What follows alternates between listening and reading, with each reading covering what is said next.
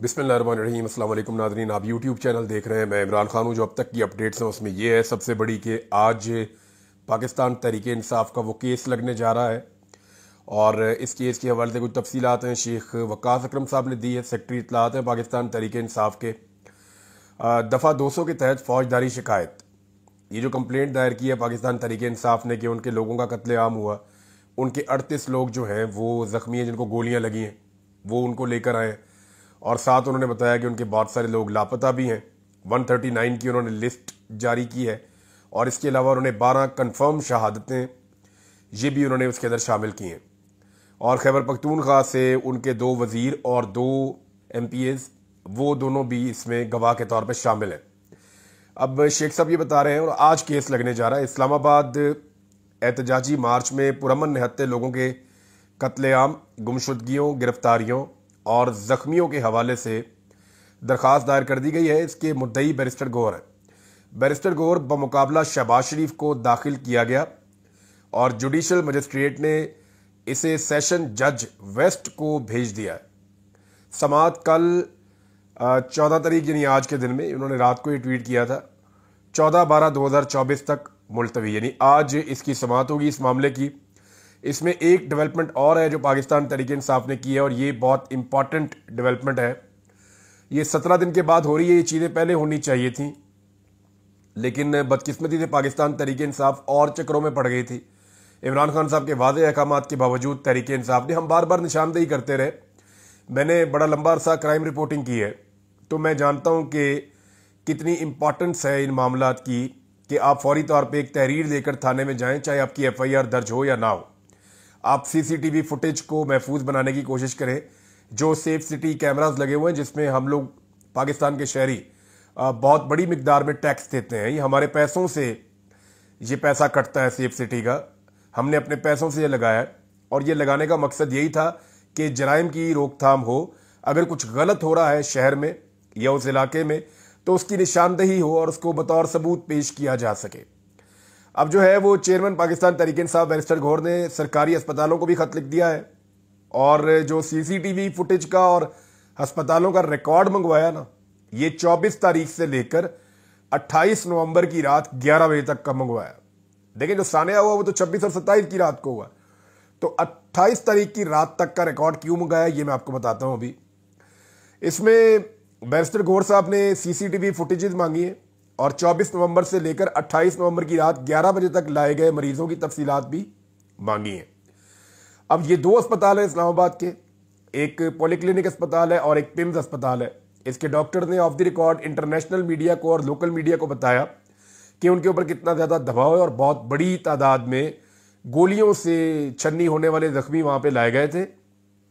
लाशें भी इन्हीं अस्पतालों में पहुँची थी जिन्हें बहुत देर के बाद जो मुद्दई लोग हैं, जो बेचारे लवायकीन हैं, उन्हें काफ़ी दबाव में लेने के बाद वो लाशें उनके हवाले की गई थी। और अब CCTV फुटेज 28 तारीख की रात 11 नवंबर तक इसलिए मांगी गई है कि कुछ इतलात ऐसी आ रही है कि जो उस एरिया में कवर अप किया गया है बाद में, यानी जहां पे इस्लामाबाद में D चौक में सानिया हुआ, जहां पे कत्लेआम हुआ, वो मामला वहां पे 26 की रात या 27 की सुबह तक खत्म नहीं हुआ बल्कि ये अगले 24-36 घंटे तक जारी रहा। और शानदाना गुलजार ने यह क्लेम किया कि इवन कंटेनर्स के अंदर लाशें थीं और एक लाश के बारे में वो कह रही है कि वो काफ़ी ख़राब भी हो गई थी।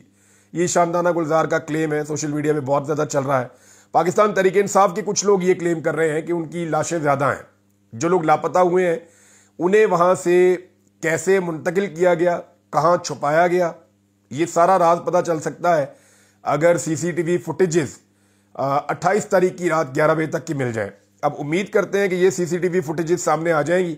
अगर ये CCTV फुटेज गायब कर दी गई या इसको भी मिटा दिया गया या ये कह दिया गया कि 2 हफ्ते गुजर गए हैं तो अब हमारे पास नहीं है, या कोई करप्ट हो गई है या सिस्टम खराब हो गया, कोई भी अगर ऐसा बहाना बनाया गया तो इसका मतलब ये है कि पाकिस्तान तहरीक इंसाफ से जो टाइम इस सिस्टम को चाहिए था वो टाइम गेन कर लिया गया है। बहरहाल ये बहुत इंपॉर्टेंट है, देर आए दुरुस्त है। ये काम बहुत पहले होने चाहिए थे, बदकिस्मती से बहुत ताखीर से हुए। लेकिन फिलहाल पाकिस्तान तहरीक इंसाफ ने यह ट्रैक उस वक्त पकड़ा जब तहरीक इंसाफ ने पूरी कोशिश की मुज़ाकरात के हवाले से और सच्चे दिल से कोशिश की, लेकिन हुकूमत ने उनकी कोशिशों का मजाक उड़ाया बल्कि उनको डीमोरलाइज किया। और इवन जो पाकिस्तान तहरीक इंसाफ का कारकुन है वो बड़ा डीमोरल हुआ, सोशल मीडिया पे इसका इम्पैक्ट भी आया। अब दूसरी जानिब एक और चीज़ है, और वो बहुत तेज़ी से दबाव डालने के लिए, क्योंकि 26 नवंबर को जो हुआ उसको छुपाना बहुत ज़रूरी है इस वक्त इदारों के लिए और हुकूमत के लिए।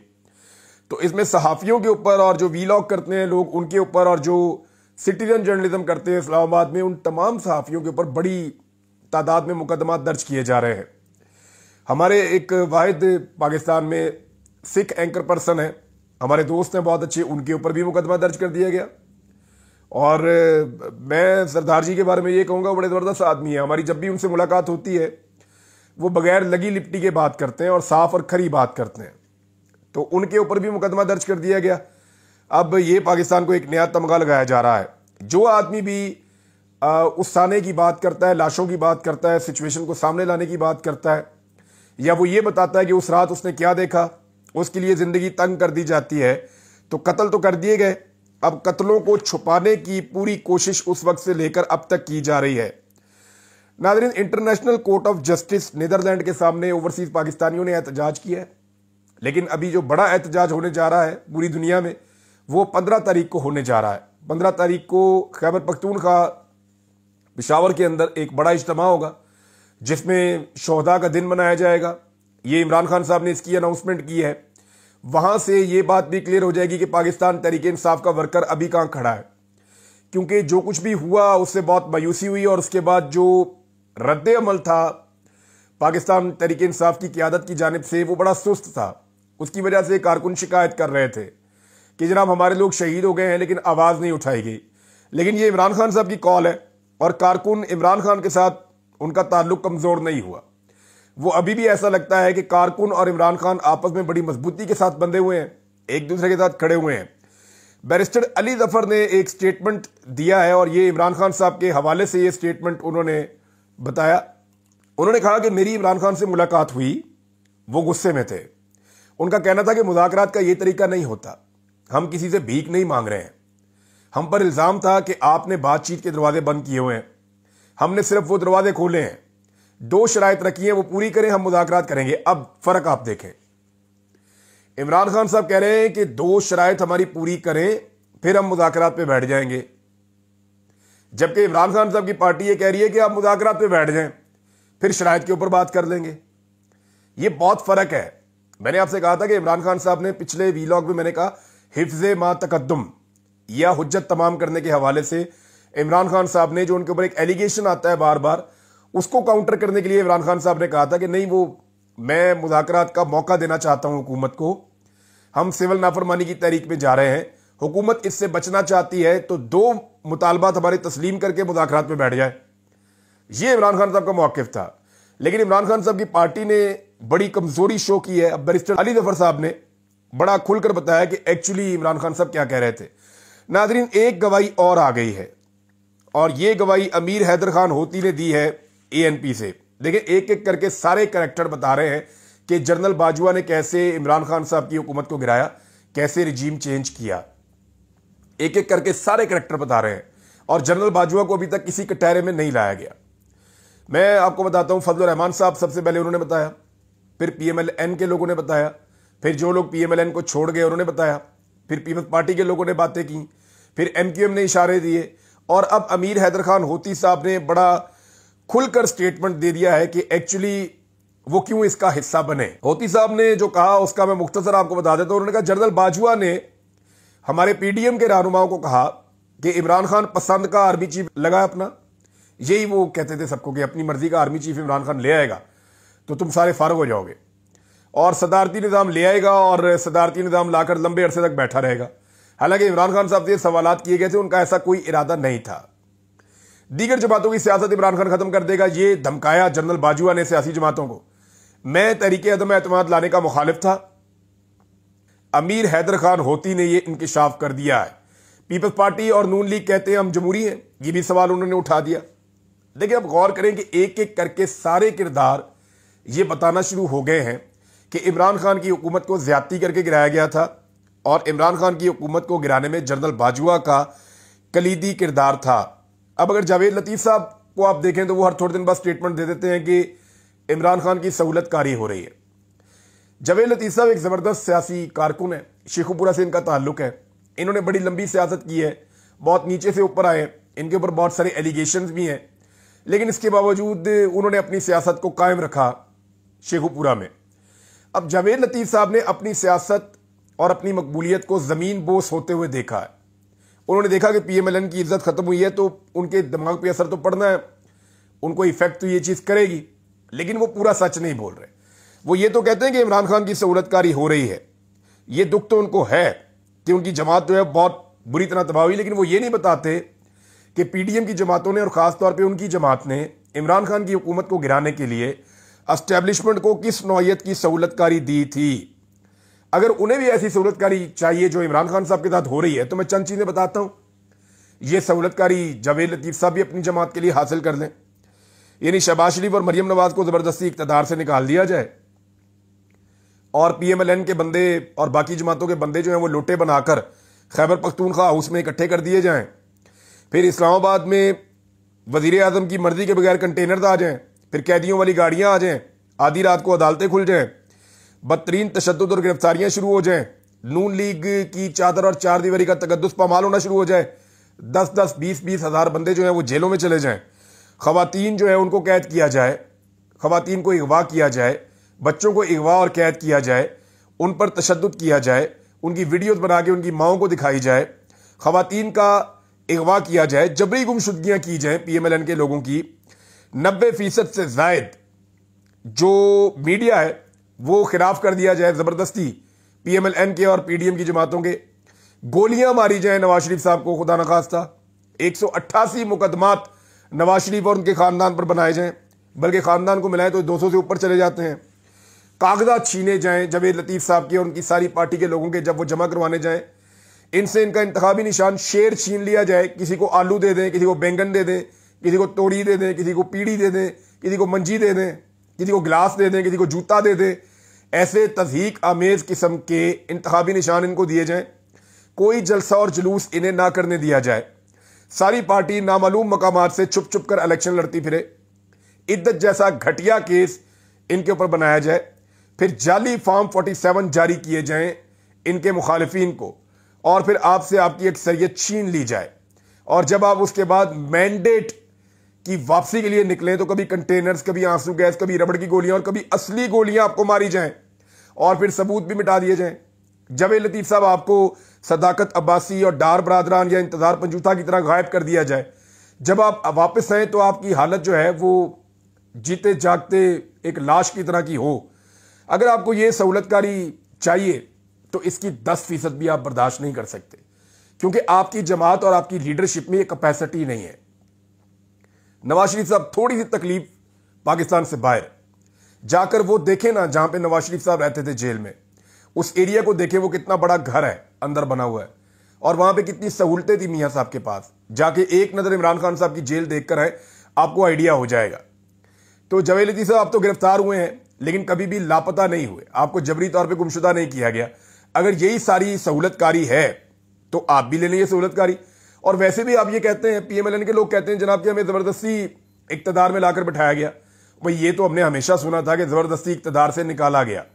ये हम पहली दफ़ा सुन रहे हैं कि एक ऐसी जमात है जो कहती है हमें ज़बरदस्ती लाकर इक़्तिदार में उठाया गया।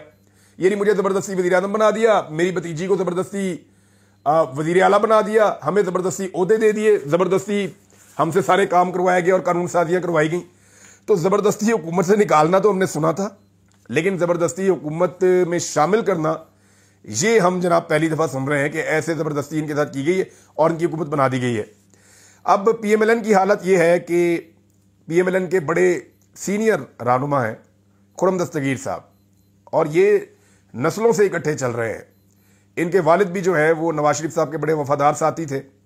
नवाज शरीफ साहब ने जब लॉन्ग मार्च की कामयाबी हुई थी मियाँ साहब की अदलिया की बहाली के लिए, तो वो अनाउंसमेंट के वक्त इनके घर में मौजूद थे। इनके घर को चुना था गुजरावाला में। तो अब जनाब खुर्रम दस्तगीर साहब ये बता रहे हैं कि काफ़ी कोशिशें मैंने की हैं, लेकिन 1 साल हो गया मेरी नवाज शरीफ साहब से मुलाकात नहीं हो सकी। अंदाजा करें आप।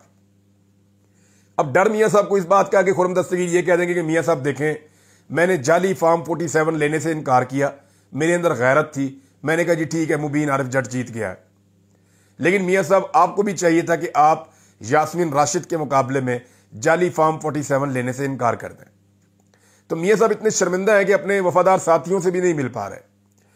अब खुर्रम दस्तगीर कहते हैं कि वोट को इज्जत दो का नारा लगाने की सख्त अब पार्टी में बाकी नहीं रही और इस मकसद के लिए हुकूमतों की कुर्बानी देनी होती है। लेकिन जो मर्जी कर लें, अब आप जो कुछ आपने इस मुल्क में कर दिया है, अब बड़े लंबे अरसे तक आपको इसकी कीमत चुकानी पड़ेगी और इसकी सबसे बड़ी तो सियासी कीमत होगी। नाज़रीन, एक और बड़ी इंपॉर्टेंट चीज है कि इमरान खान साहब को क्या फौजी अदालत में ट्रायल किया जा सकता है? बज़ाहिर तो ऐसा दिखाई नहीं देता, लेकिन ये एक प्रेशर टैक्टिक्स के तौर पे यूज किया जा रहा है। इसके मकासद क्या हो सकते हैं? एक तो 26 नवंबर से तवज्जो हटाना और दूसरा इमरान खान साहब पर दबाव डालना ताकि जो बाइडन के जाने से पहले पहले इमरान खान साहब को राजी किया जा सके, वरना बाद में वो सपोर्ट अमेरिका से नहीं मिलेगी पाकिस्तान को जो सपोर्ट इमरान खान के खिलाफ इस वक्त मैसर है। लेकिन एक और बहुत बड़ा सवाल है, क्या पाकिस्तान में किसी को आइन शिकनी पर आज तक फौज ने सजा दी है या मिलिट्री कोर्ट में उनका केस चला? पाकिस्तान में 4 डिक्टेटर स्टेट अवे आए हैं, उन्होंने आकर पाकिस्तान में बार बार आइन शिकनी की है। आइन को रोनते हुए उन्होंने मुल्क के अंदर मार्शल लॉ लगाए, लेकिन उनमें से एक का भी कोर्ट मार्शल नहीं हुआ। अगर वाकई पाकिस्तान में ये सोच लिया मिलिट्री एस्टेब्लिशमेंट ने कि उन्होंने इंसाफ फराहम करना है, तो उन 4 डिक्टेटर की कब्रों का भी एहतसाब किया जा सकता है, लेकिन ऐसा नहीं हो रहा। अगर इमरान खान साहब का मिलिट्री कोर्ट के अंदर ट्रायल होता है तो इसका मुवाजना उन 4 डिक्टेटरों के साथ किया जाएगा और यह कहा जाएगा देखें सियासतदानों का तो हो रहा है, लेकिन जो 4 डिक्टेटर पाकिस्तान का आधा टाइम खा गए उनका किसी किस्म का एहतसाब नहीं हो रहा और आलमी सतह पर इसका बड़ा सख्त रद्द-ए-अमल सामने आएगा। जस्टिस मंसूर अली शाह साहब का नाजरीन एक लेटर भी सामने आया है और उन्होंने जस्टिस जमाल मंदोखेल साहब को लेटर लिखा है 26वीं तरमीम के हवाले से। यह बहुत इंपॉर्टेंट है क्योंकि हुकूमत अपने जज लाना चाहती है। हुकूमत उन लोगों को जज बनाना चाह रही है या उन वकीलों को जज बनाना चाह रही है हाई कोर्ट्स के अंदर जिनकी खिदमात हैं PMLN के लिए या पाकिस्तान की एस्टेब्लिशमेंट के लिए या PDM की जमातों के लिए या जो लोग एंटी इमरान खान हैं जो खिदमात सरंजाम देते रहे, उन्हें जज बनाना चाह रही है यह हुकूमत। अब हुकूमत की वहां अक्सरियत हो गई है। इसी चीज की निशानदेही की है जस्टिस मंसूर अली शाह साहब ने। उन्होंने chairman rules committee justice Jamal Khan Mandokhel को खत लिखा जिसमें उन्होंने कहा कि 26वीं आईनी तरमीम ने जजेस तकर्री से मुताल्लिक इख्तियारात के तवाज़ुन को बिगाड़ कर एग्जीक्यूटिव को अक्सरियत फराहम कर दी है, जिससे अदलिया में सियासी तैनातियों का खतरा लाक हो गया है। यानी जो पूरा का पूरा जजेस तैनाती का तरीकाकार था, इसकी जो कमेटी होती थी उसमें अदलिया की ताकत ज्यादा होती थी और दूसरी साइड कम होती थी। तो जजेस फैसला करते थे कि कौन बेहतर जज हो सकता है, उसको लाया जाता था। अब यह हो रहा है कि सियासतदानों की इन्वॉल्वमेंट बढ़ गई है, जिसको आप कह सकते हैं कि एग्जीक्यूटिव मेंबर असेंबली वगैरह ये वो इनकी इन्वॉल्वमेंट बढ़ गई है, इनकी तादाद बढ़ गई है। तो जो अवामी नुमाइंदे या जो सियासतदान चाहेंगे वो बंदा जज बन जाएगा, चाहे जज उसके खिलाफ ही मौकिफ क्यों ना इख्तियार करें। जस्टिस मंसूर अली शाह साहब ने जजेस तैनाती के हवाले से जुडिशल कमीशन ऑफ पाकिस्तान की तश्कील करदा कमेटी के चेयरमैन जस्टिस जमाल खान मंदोखेल को खत लिखा। मंसूर अली शाह साहब ने कहा कि आईनी अदालतों में जजेस की तकर्री से मुताल्लिक रूल्स तश्कील देना इंतहाई अहम है। जजेस तकर्री के लिए रूल्स की तश्कील अदलिया की आज़ादी और कानून की हुक्मरानी के लिए नागुज़ीर है। उन्होंने लिखा कि आइन का आर्टिकल 175A जुडिशल कमीशन और रूल्स तश्कील देने का इख्तियार देता है। कमीशन के रूल्स में जजेस तकर्री के लिए रूल्स बनाना भी शामिल है। रूल्स के बगैर जजेस तकर्री के लिए जुडिशल कमीशन के इकदाम गैर आईनी होंगे। ये आप देख लीजिए। उन्होंने कहा कि मुल्क में अदलिया को हमेशा से जजेस की तकर्री का इख्तियार रहा है, हमेशा से जजों को अदलिया लगाती रही है।